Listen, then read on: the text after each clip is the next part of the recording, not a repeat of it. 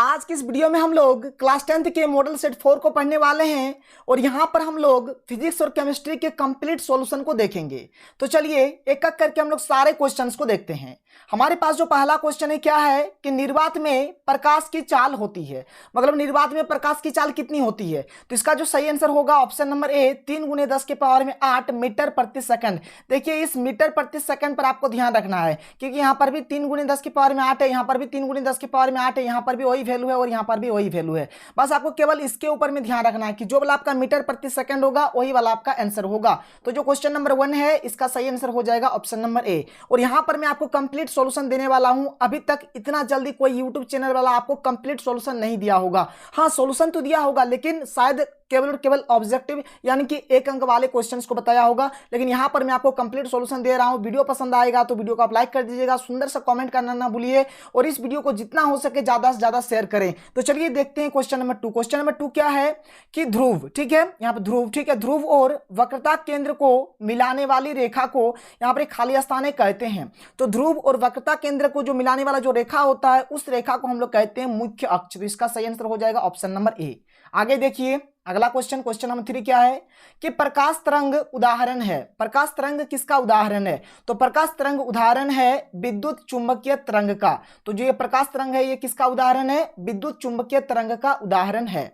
Question number 4 देखिए क्या है कि एक इलेक्ट्रॉन पर कितना आवेश होता है। तो एक इलेक्ट्रॉन पर कितना आवेश होता है पता है आपको? इस पर आवेश होता है 1.6 × 10⁻19 कूलम, ठीक है, ये होगा इसका जो ऑप्शन नंबर डी है, ये होगा इसका सही आंसर। देखिए यहां पर भी है लेकिन आप देखेंगे यहां पर आपको थोड़ा सा एक अंतर, यहां पर 16 दिया हुआ है जबकि होता है 1.6। तो आपको लिखना है कि 1.6 × 10⁻19 कूलम। क्लियर है? क्वेश्चन नंबर 4 क्लियर हो गया। क्वेश्चन नंबर 5 क्या है कि एलपीजी का मुख्य अवयव है, ठीक है, एलपीजी का मुख्य अवयव क्या है कि नॉर्मल ब्यूटेन एवं आइसोब्यूटेन। इसका जो सही आंसर होगा option number A, normal butane एवं आइसोब्यूटेन। क्लियर है? आगे बढ़े, चलिए आगे देखते हैं।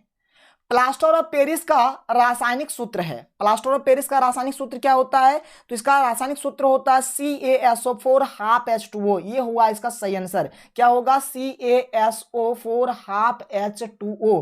और ये जो CaSO4 2H2O है ये किसका होता है पता है आपको? बिल्कुल पता है, ये होता है जिप्सम का, ठीक है। ये किसका होता है? CaSO4 2H2O, ये जिप्सम का होता है। प्लास्टर ऑफ पेरिस का क्या होता है? CaSO4 ½ H2O यानी कि 1/2 H2O। क्लियर है? क्वेश्चन नंबर 7 क्या है कि शल्य चिकित्सा में टूटी हड्डियों के लिए प्रयुक्त होने वाला रासायनिक पदार्थ है। तो इसका सही आंसर हो जाएगा प्लास्टर ऑफ पेरिस। मतलब टूटा हुआ जो हड्डी होता है उसमें जो हम लोग पॉलिस्टर करते हैं किससे करते हैं? तो प्लास्टर ऑफ पेरिस से ही करते हैं। तो इसका सही आंसर हो जाएगा ऑप्शन नंबर सी। क्लियर है? समझ में आ रहा है? चलिए आगे बढ़ते हैं। क्वेश्चन नंबर 8 क्या है कि अम्लीय विलयन का पीएच मान होता है। तो जो अम्लीय विलयन होता है, अम्लीय विलयन का पीएच मान 7 से कम होता है, ठीक है। देखिए अम्ल का पीएच मान 7 से कम होता है, क्षारक का पीएच मान 7 से अधिक होता है और उदासीन विलयन जो होता है, उदासीन विलयन का पीएच मान कितना होता है? 7 के बराबर होता है। हर एक चीज को मैं आपको बता रहा हूं। देखिए इस प्रकार से आपको कोई नहीं बताएगा। अभी तो मैं आपको लॉन्ग क्वेश्चन भी बताऊंगा। चलिए आगे देखिए। क्वेश्चन नंबर 9 क्या है कि दीवारों पर सफेदी करने के लिए किसका उपयोग होता है? तो जैसे कि हम सभी जानते हैं चूना का उपयोग होता है। और किस तरह का चूना? बुझा हुआ चूना, बुझा हुआ चूना का उपयोग करते हैं। तो इसका सही आंसर हो जाएगा CaOH2 यानी कि कैल्शियम हाइड्रोक्साइड। कैल्शियम हाइड्रोक्साइड को ही हम लोग क्या बोलते हैं? बुझा हुआ चूना बोलते हैं और इसी का उपयोग हम लोग दीवारों पर सफेदी करने के लिए करते हैं। आगे बढ़ें, चलिए आगे देखिए। क्वेश्चन नंबर 10 सोडियम सल्फेट और बेरियम क्लोराइड को मिलाने पर किस रंग का अवक्षेप प्राप्त होता है? देखिए क्या बोला जा रहा है? Sodium sulphate. सोडियम सल्फेट यानी हो गया Na2SO4। क्लियर है? यहां पर क्या दिया गया है? बेरियम क्लोराइड, मतलब बेरियम क्लोराइड इन दोनों को मिला देते हैं। Na2SO4 और BaCl2 को जब मिला देते हैं तो पता है आपको ये कौन सा अभिक्रिया है? तो ये एक द्विविस्थापन अभिक्रिया है। देखिए यहां से मैं आपको और एक क्वेश्चन का आंसर बता दे रहा हूं। ये हमारा कौन सा अभिक्रिया है? द्विविस्थापन अभिक्रिया है। तो यहां से क्या बनता है? BaSO4 बनता है और NaCl बनता है। और ये जो BaSO4 है यही हमारा अवक्षेप है, यही अवक्षेप है। और इसका जो कलर होता है ये व्हाइट कलर का होता है। किस कलर का होता है? व्हाइट कलर का, ठीक है। इसको हम लोग सफेद भी बोल सकते हैं या फिर उजला भी बोल सकते हैं। उजला मतलब भी सफेद ही होता है और इंग्लिश से बोला जाए तो क्या बोलेंगे? व्हाइट, ठीक है। तो इसका जो सही आंसर हो जाएगा ऑप्शन नंबर सी या फिर यहां पर व्हाइट आप बोल सकते हैं। समझ में आ रहा है? कोई दिक्कत नहीं है। ये कौन सी अभिक्रिया है? तो ये एक द्विविस्थापन अभिक्रिया है। चलिए आगे बढ़ते हैं।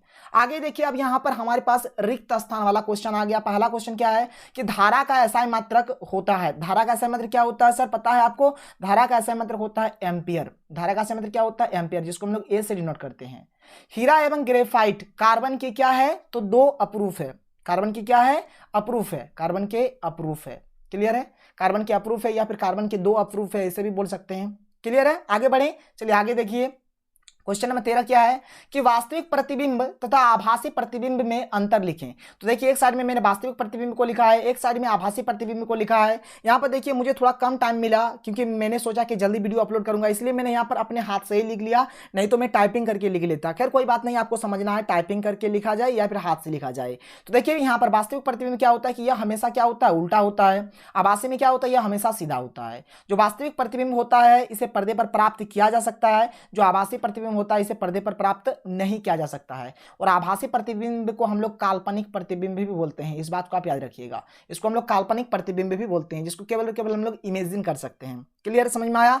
कोई दिक्कत नहीं है। देखिए ये जो मॉडल सेट 4 दिया है ना, इसका क्वेश्चन मुझे बहुत ही पसंद लगा है, मतलब अच्छा क्वेश्चन दिया है। खैर कोई दिक्कत नहीं है, चलिए आगे बढ़ते हैं।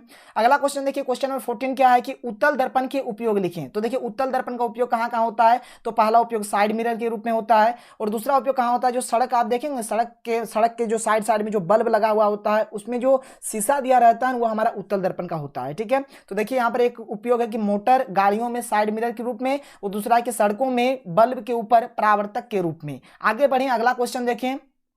सामान्य आंख के लिए स्पष्ट दृष्टि की न्यूनतम दूरी क्या होती है, तो ये आपको पता है 25 सेंटीमीटर होता है। ठीक है, तथा मानव नेत्र में किस प्रकार का लेंस उपस्थित रहता है, तो मानव नेत्र में उत्तल लेंस पाया जाता है। क्लियर है? आगे बढ़ें, अगला क्वेश्चन देखिए। क्वेश्चन नंबर 16 क्या है कि सूचक क्या है। देखिए सूचक किसको बोलते हैं कि वैसे पदार्थ जो किसी विलयन में उपस्थित अम्ल अथवा क्षारक को सूचित करता है उसे सूचक कहते हैं। समझ में आया? मतलब कोई पदार्थ है, वो अब उस पदार्थ में अम्ल है या फिर क्षारक है तो कैसे पता चलेगा, तो सूचक ही उसको पता करता है कि इस मतलब ये जो विलयन है, ये जो पदार्थ है, इसमें क्या है, अम्ल है या क्षारक है, तो इसी को हम लोग क्या बोलेंगे, सूचक बोलेंगे। यहाँ पर कहा गया कि एक प्राकृतिक सूचक तथा एक गंधीय सूचक का उदाहरण दें। तो ये जो हल्दी है, हल्दी क्या एक प्राकृतिक सूचक है। यहाँ पर आप लिटमस पत्र भी लिख सकते हैं। गंधीय सूचक उदाहरण क्या हो गया, लौंग का तेल हो गया, प्याज का रस हो गया, ये सब आप लिख सकते हैं। आगे बढ़े, अगला क्वेश्चन देखिए, क्वेश्चन नंबर 17। इसका ट्रिक मैंने हाल फिलहाल में ही बता दिया था। संतरा तथा टमाटर में कौन सा अम्ल पाया जाता है, तो देखिए नींबू, संतरा और मौसमी तीनों में क्या पाया जाता है, सिट्रिक अम्ल पाया जाता है, और टमाटर में ऑक्सैलिक अम्ल पाया जाता है। ये मैंने आपको हाल फिलहाल में ही पढ़ाया था ट्रिक के माध्यम से।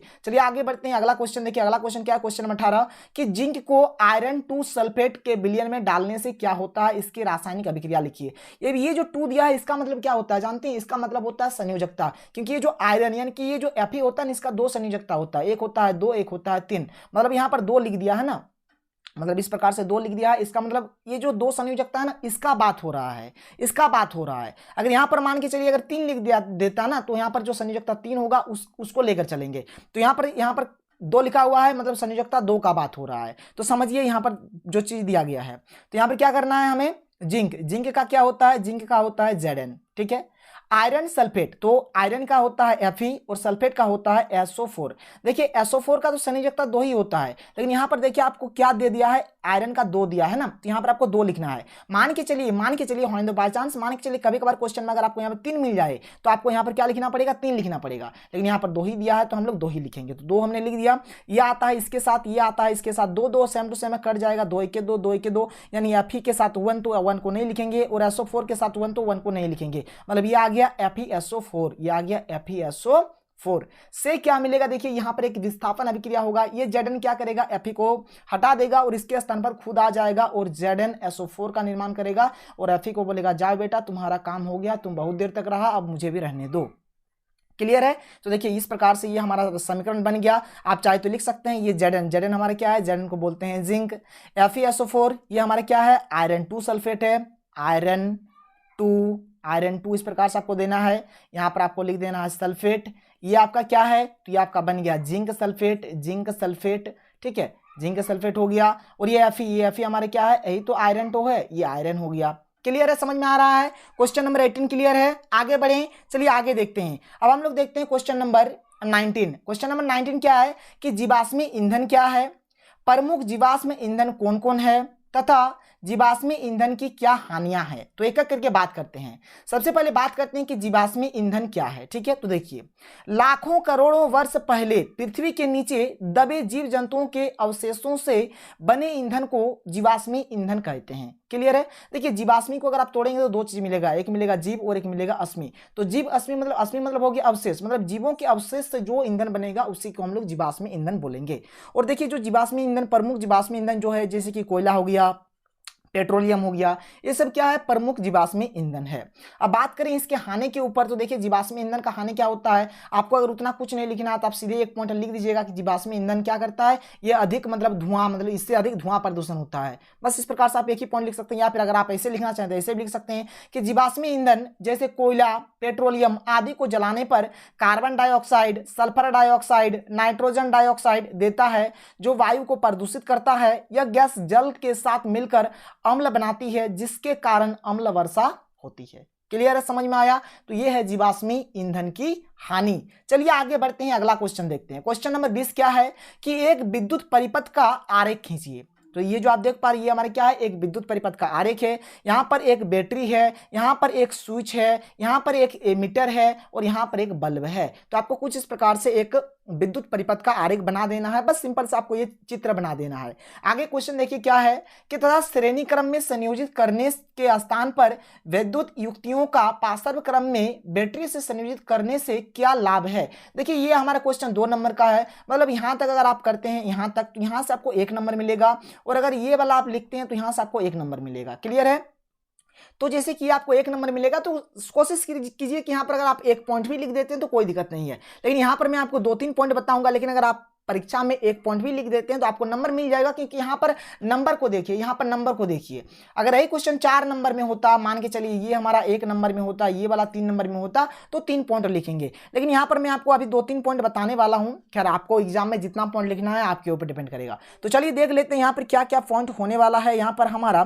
ठीक है, तो देखिए पहला क्या है कि श्रेणी क्रम में सभी युक्तियों को एक साथ ऑन या ऑफ करना पड़ता है, जबकि पार्श्व क्रम में किसी भी युक्ति को हम अपनी इच्छा अनुसार ऑन या ऑफ कर सकते हैं। देखिए कितना सिंपल बात है। श्रेणी क्रम में क्या होता है कि सभी युक्तियों को हमें एक साथ ऑन या फिर ऑफ करना पड़ेगा, और पार्श्व क्रम में क्या होगा, मेरा जो मन करेगा, जो इसको अगर ये बल्ब जलाने का मन है तो हम इस स्विच को ऑन करेंगे तो एक ही बल्ब मेरा जलेगा, अगर टीवी हमें ऑन करना है तो केवल टीवी ऑन करेंगे। और श्रेणी क्रम में ऐसा नहीं होता, हमको एक साथ सभी को ऑन या ऑफ करना पड़ेगा। आगे देखें, आगे क्या है अगला पॉइंट कि श्रेणी क्रम में एक युक्ति खराब या बंद हो जाने पर विद्युत धारा का प्रवाह रुक जाता है, जबकि पार्श्व क्रम में एक युक्ति खराब या बंद हो जाने पर बाकी युक्तियों में विद्युत धारा प्रवाहित होती है। देखिए श्रेणी क्रम में क्या होता है, मान के चलिए कोई भी एक युक्ति, कोई भी एक सामान अगर खराब आपका हो गया है, इससे क्या होगा, पूरा विद्युत धारा मतलब परवाह नहीं होगा, मतलब कोई काम का नहीं। लेकिन अगर पार्श्व क्रम में मान के चलिए कि अगर एक युक्ति खराब भी हो गया है तो कोई दिक्कत नहीं है, काम होगा ही। ठीक है,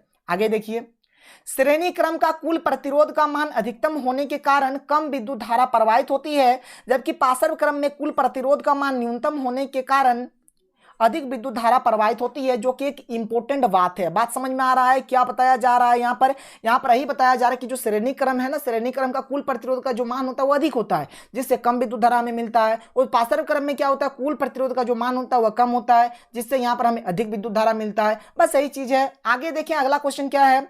अगला क्वेश्चन है कि यहाँ पर निम्नलिखित रासायनिक समीकरण को संतुलित कीजिए। देखिए यहाँ पर आपको संतुलित करना है। तो पहला क्वेश्चन क्या है आपका, Fe है प्लस H2O है, से क्या है Fe3O4 प्लस H2। देखिए यहां पर मैं आपको एक संतुलित करके दिखा देता हूं। ठीक है, देखिए यहाँ पर ट्रिक जो मैंने आपको बताया था, यहाँ पर देखिए Fe के ठो है हमारे पास, यहाँ पर Fe हमारे पास यहाँ पर एक ठो है तो हमने एक लिख दिया। H 2 ठो है, H 2 ठो लिख दीजिए। O के ठो है, O 1 ठो है तो हमने लिख दिया। कुछ इस प्रकार से जो जो चीज दिया रहेगा आपको लिखना है। Fe 1 ठो है तो इस प्रकार से हमने लिखा। H2O जो है ना ये एक ही साथ है, इसको हमने एक ही साथ लिखा। अब F के ठो है 3 ठो है, इधर F 3 ठो है, O के ठो है 4 ठो है तो हम इस प्रकार से इसको लिख दिया एक ही साथ, क्योंकि एक ही साथ है। H के ठो है तो 2 ठो है तो H को हमने यहाँ पर कुछ इस प्रकार से 2 ठो लिख दिया।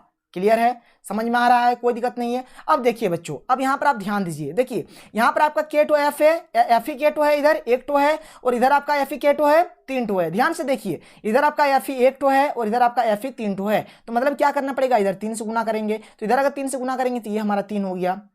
कोई दिक्कत नहीं है, समझ में आया। तो इधर भी हमारा Fe3 हो गया, इधर भी हमारा Fe3 हो गया, कोई प्रॉब्लम नहीं है। अब अगर देखा जाए तो इधर हमारे पास H2 है, यहाँ पर भी H2 है, कोई प्रॉब्लम नहीं है। यहाँ पर O4 है, जबकि यहाँ पर O1 है। तो ये जो 1 O है इसको 4 बनाएंगे तो 4 से गुना कर देते हैं। अगर इसको 4 से गुना करेंगे क्या हो जाएगा, 4 दूने 8 हो जाएगा, ये 8 हो गया, 4 दूने 8, और ओ के हो जाएगा 4 एके 4। ओ तो ठीक हो गया, लेकिन H गड़बड़ा गया, क्योंकि यहाँ पर H 8 हो गया, यहाँ पर H 2 ही है, तो इसको भी 8 बनाना होगा। तो बोलिए 2 को किससे गुना करने से 8 होगा, तो 4 से, तो 4 से गुना करेंगे तो यहाँ कितना हो जाएगा, 8 हो जाएगा। अब आप देख सकते हैं यहाँ पर Fe3 ठो, यहाँ पर भी Fe3 ठो, यहाँ पर H 8 ठो, यहाँ पर H 8 ठो, यहाँ पर O 4 ठो, यहाँ पर O 4 ठो। बस ये हमारा बन गया। अब आप यहाँ पर लिख लीजिए, ये जो पहला वाला है यहाँ पर हमने 3 लगाया है तो यहाँ पर आप 3 लगा दीजिए। ये जो दूसरा वाला है यहाँ पर हमने 4 लगाया है तो 4 लगा दीजिए। ये तीसरा वाला में हमने कुछ भी नहीं किया है और इसमें हमने 4 लगाया है तो 4 लगा दीजिए। देखिए आपका बन गया। समझ में आया कि नहीं आया? तो बिल्कुल आपको इसी तरीके से बनाना है। ये कंसेप्ट मैंने आपको बता दिया था पहले ही।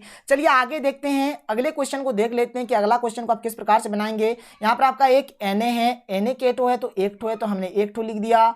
O के टो है यहाँ पर 2 ठो है तो O को हमने 2 ठो लिख दिया यहाँ पर कुछ इस प्रकार से। यहाँ पर अब देखिए इधर Na3O है, मतलब N यहाँ पर Na3 टो है और O के टो है सर, तो O हमारे पास 1 ही ठो है, O के टो है 1 ही ठो है। क्लियर है? समझ में आ रहा है? चलिए अब यहाँ पर ध्यान से देखिए, अगर आप देखेंगे तो इधर हमारे पास Na के टो है 1 ठो है और इधर हमारे पास Na के टो है 3 ठो। तो यहाँ पर आप क्या कीजिए, 3 से गुना कीजिए। अगर 3 से इधर गुना कर देंगे तो ये कितना हो जाएगा, 3 हो जाएगा। ये अगर इधर 3 से गुना कर देते हैं क्या हो जाएगा, 3 हो जाएगा। समझ में आया? तो Na3 टो इधर, इधर भी Na3 टो, कोई प्रॉब्लम नहीं है। अब यहाँ पे देखिए O हमारे पास 2 टो है और यहाँ पर O हमारे पास 1 टो है, यहाँ पे तो प्रॉब्लम है। यहाँ पर 2 टो O है, इधर 1 टो है, तो इसको 2 टो बना देंगे। तो 2 टो बनाने के लिए 2 से गुना करना पड़ेगा। अब 2 से गुना करेंगे तो इसमें भी गुना हो जाएगा, इसमें भी गुना हो जाएगा। ये 2 तो ये कितना हो गया, 6 हो गया, और ये 2 1 2 हो गया। यानी देखिए Na 6 टो हो गया, O 2 टो हो गया। अब O तो मिल गया, लेकिन यहाँ पर Na3 टो है, यहाँ पर Na 6 टो है। अब यहाँ पर अगर 3 टो है तो इसको किससे गुना करेंगे जो ये 6 बन जाएगा, तो 2 से गुना कर देते हैं। तो 2 से गुना कर देंगे तो क्या हो जाएगा, 2 ये 6 बन गया। अब इधर Na 6 हो गया, इधर भी Na 6 हो गया, इधर O 2 हो गया, इधर भी O 2 हो गया। तो हमने क्या किया, एक बार 2 से गुना किया, एक बार 3 से गुना किया, यानी टोटल मिलाकर 2 3 6, यानी 6 से हमने गुना किया। तो इधर हम लोग 6 लिखेंगे और यहाँ पर हम लोग 2 लिखेंगे, मतलब यहाँ पर आपको 6 लिख देना है और यहाँ पर आपको 2 लिख देना है। बस कहानी खत्म। समझ में आया कि नहीं आया? तो इसी प्रकार से आपको संतुलित करना है। यहाँ पर मैं केवल लिख देता हूं, अगर आपको नहीं समझ में आ रहा है तो आप कमेंट कीजिएगा। चलिए बता ही देता हूं, लिख क्या देता हूं, बता ही देता हूं। अब देखिए अगला वाला के, यहाँ पर 1 टो है, घेर के लिख दिया हमने। H यहाँ पर 2 टो है, O यहाँ पर 1 टो है। क्लियर है? इधर देखा जाए तो K 1 टो है, O 1 टो है और H भी 1 ही टो है। ठीक है? इधर अगर देखा जाए तो H के टो है सर 2 टो है, H के टो है 2 टो है। समझ में आया कि नहीं आया? अब यहाँ पर K 1 टो, यहाँ पर K 1 टो, कोई प्रॉब्लम नहीं। यहाँ पर H 2 टो है, यहाँ पर H 1 टो है, यहाँ पर O 1 टो है, यहाँ पर O 1 टो है, कोई दिक्कत नहीं है। मतलब O ठीक है, K ठीक है, लेकिन H ठीक नहीं है। अब यहाँ पर जैसे H 2 टो है, यहाँ पर H 1 ही टो है, तो यहाँ पर 2 से आप गुना कर दीजिए। 2 से गुना कर देंगे तो इससे भी गुना हो जाएगा, इससे भी गुना हो जाएगा, इससे भी गुना हो जाएगा। तो ये हो गया 2 1 2, ये भी हो गया 2 1 2 और ये भी हो गया 2 1 2। देखिए अब K हमारे पास K टो हो गया, 2 टो हो गया। अब K 2 टो हो गया, लेकिन इधर हमारे पास K 1 ही टो है, तो यहाँ पर 2 से गुना कर दीजिए तो K भी हमारा कितना हो गया, 2 हो गया। क्लियर है? तो K 2 टो हो गया, इधर भी K 2 टो, कोई प्रॉब्लम नहीं है। अगर आप यहाँ पर देखेंगे ना तो यहाँ पर देखिए O हमारे पास 1 टो है, जबकि इधर O हमारे पास 2 टो है। तो यहाँ पर आप 2 से गुना कर दीजिए। 2 से गुना कर देंगे क्या हो जाएगा, देखिए H 2 दूनी 4 हो गया और O कितना हो गया, 2 1 2 हो गया। मतलब आप अगर आप एक एक करके मिलाएंगे तो देखिए K 2 टो मिल गया, H 4 टो, यहाँ पर H 2 टो और यहाँ पर 2 टो, 4 टो मिल गया। अब यहाँ पर O 2 टो है, यहाँ पर भी O 2 टो है, मतलब सब कुछ ठीक ठाक है। मतलब हमने क्या किया, फर्स्ट वाला में यहाँ पर 2 लगा दिया, मतलब यहाँ पर 2 लगा दीजिए। सेकंड वाला में 2 लगाना है तो सेकंड वाला में 2 लगा दीजिए। थर्ड वाला में आपको 2 लगाना है, थर्ड वाला में आप 2 लगा दीजिए। बस बन तो गया, क्या करना है, कुछ नहीं करना, सिंपल सा कहानी है। आगे बढ़े, अगला वाला देख लेते हैं क्वेश्चन नंबर डी देख लीजिए क्या है। यहाँ पर N2 है, मतलब N के टो है, 2 टो है। H के टो है, H भी 2 टो है, तो H भी हमने 2 टो लिख दिया। अब इधर क्या है, NH3 है, तो N 1 टो और यहाँ पर H है ना, H, तो H के टो है, 3 टो है। अब आप देखिए ध्यान से, इधर हमारे पास N 2 टो है, इधर हमारे पास N 1 टो है, मतलब 2 से गुना करना पड़ेगा। 2 से गुना करेंगे तो ये 2 1 2 हो गया, 2 1 2 हो गया, ये 2 है, 2 1 2 हो गया और ये 2 3 कितना हो गया, 6 हो गया। मतलब N इधर भी 2 है, N इधर भी 2 है, कोई प्रॉब्लम नहीं है। अब देखिए H इधर 6 टो है, जबकि इधर H 2 टो है, तो इसको 6 बनाने के लिए किससे गुना करेंगे, 3 से, तब न हो गया 3 दूने 6। बात समझ में आया? मतलब हमने क्या किया, फर्स्ट वाला में कुछ भी नहीं किया, सेकंड वाला में 3 लगा दिया। यहाँ पर आप 3, एक सेकंड, ठीक है, चलिए मैं बता देता हूं। हाँ, यहाँ पर तो पहला वाला में हमने कुछ नहीं किया, सेकंड वाला में हमने क्या किया, 3 लगा दिया। तो यहाँ पर आप 3 लगा दीजिए। क्लियर है? समझ में आया? अब देखिए यहाँ पर इधर वाला जो है ना, ये वाला यहाँ पर हम लोग क्या करेंगे, हमने 2 लगाया था तो बिल्कुल यहाँ पर हम लोग 2 लगा देंगे। बस कहानी खत्म। इसी प्रकार से आपको बनाना है। तो चलिए अब हम लोग अगले क्वेश्चन को देखते हैं। अगला क्वेश्चन क्या है, क्वेश्चन नंबर 22 क्या है, देखिए ए नंबर में क्या है कि साधारण नमक, साधारण नमक का आपको सूत्र लिखना है। तो साधारण नमक का सूत्र होता है NaCl। तो क्वेश्चन नंबर ए का सही आंसर हो जाएगा NaCl। क्वेश्चन नंबर बी क्या है, बेंजीन। बेंजीन का सूत्र क्या होता है, आपको याद होगा, इसका सूत्र होता है C6H6। ये हो गया बेंजीन। क्वेश्चन नंबर सी क्या है, देखिए जल। जल का सूत्र क्या होता है, जल का सूत्र होता है H2O। ये तो बच्चा बच्चा जानता है।